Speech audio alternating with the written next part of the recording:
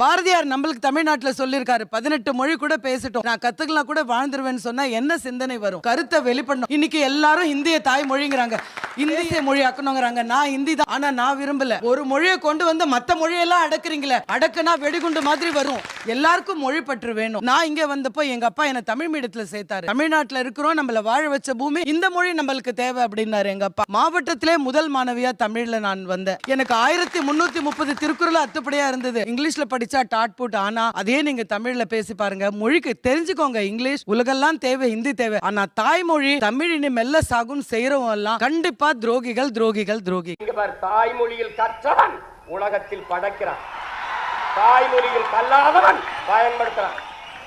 எல்லா நாடும் maiden, German maiden, Japan maiden, Hong Kong maiden, China maiden, Singapore maiden. ஏன் நாடு மேக்கின்? தாய்மொழியில் நல்ல புலமை கொண்ட ஒருவன் உலகில் எம்மொழியும் எளிதாக கற்கலாம்.